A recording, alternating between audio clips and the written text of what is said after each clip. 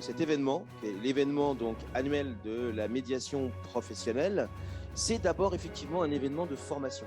C'est un événement au cours duquel vous allez pouvoir assister à des ateliers, à des moments d'échange, de réflexion qui ont pour vocation de vous apporter des éclairages.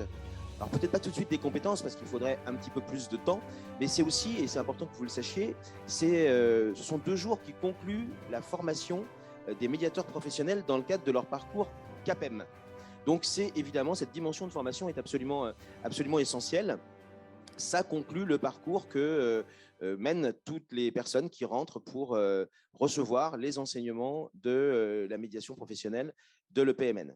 Donc, les thématiques que vous allez pouvoir découvrir au cours de ces 2 jours, eh bien, elles sont aussi variées que la question de la motivation et de la démotivation, que celle de la reconnaissance. Vous allez également découvrir des choses comme le management contributif, l'altérité et l'adversité. Voilà, c'est des thématiques qui vont revenir sous différentes formes. Alors, ce qu'on a cherché à faire, c'est avoir une dynamique qui soit à la fois rythmée. Donc, vous verrez que c'est des ateliers qui durent souvent autour de 30 à 45 minutes. Ça ne dépassera rarement les 45 minutes. Et puis, vous allez avoir l'occasion à différentes reprises d'interagir avec les formateurs, avec les enseignants. Et donc, vous aurez des sollicitations, alors qu'il s'agisse de réfléchir au cours d'un exercice qui vous sera proposé, mais également de pouvoir répondre à un quiz et de valider que vous avez identifié un certain nombre de choses pendant la formation.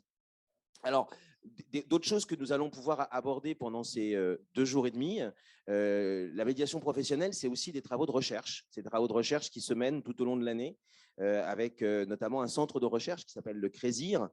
C'est des projets d'écriture. Hein. Vous avez entendu déjà des personnes évoquer les ouvrages qu'ils avaient réalisés. Et donc, ces 2 jours, c'est aussi l'occasion de faire un point, d'une certaine façon, de donner à connaître les projets qui sont en cours, qu'il s'agisse de publications, qu'il s'agisse de documentation, qu'il s'agisse de conférences, de réflexions. C'est des choses que vous allez découvrir au long de ces 2 jours. Vous découvrirez aussi, bien sûr, le panel extrêmement riche des formations de l'EPMN. Hein, parce que la plus connue et la plus emblématique, c'est la formation CAPEM pour devenir médiateur professionnel, mais vous allez voir tout un panel extrêmement large de formations qui sont disponibles et accessibles.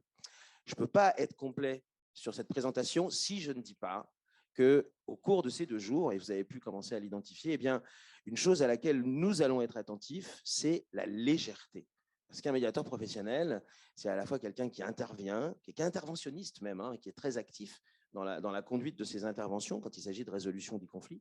C'est un formateur, c'est un pédagogue, mais c'est aussi un porteur de légèreté et de dédramatisation. Donc ça, c'est quelque chose à quoi nous tenons, qui ponctue nos événements. Et vous verrez que ça va aussi concerner les aspects plus pédagogiques, puisque un certain nombre des enseignements que vous allez découvrir vont prendre la forme de fables, d'interludes métaphoriques, de petites histoires porteuses de sens et de réflexion. Pour terminer sur les aspects pratiques, sur les modalités, vous êtes nombreux à être maintenant familiers de Zoom, de Teams et de tous les outils de visioconférence.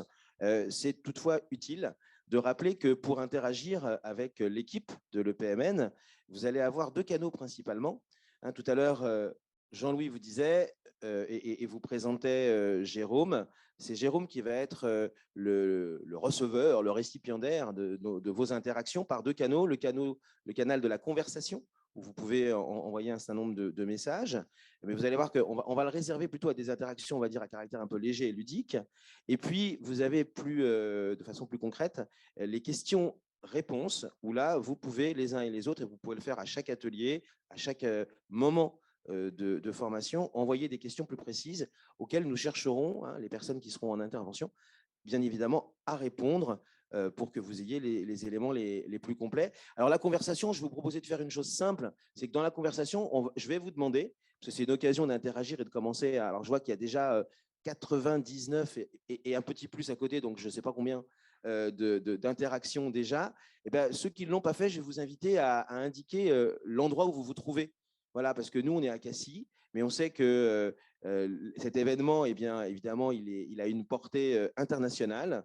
et que nous avons des gens en Afrique, nous avons des gens dans tout le monde francophone, en Europe, bien sûr, en France, évidemment, en métropole et dans la Caraïbe, où nous sommes aussi fortement implantés. Et c'est une occasion d'en savoir un petit peu plus sur le panel, en fait, hein, des participants.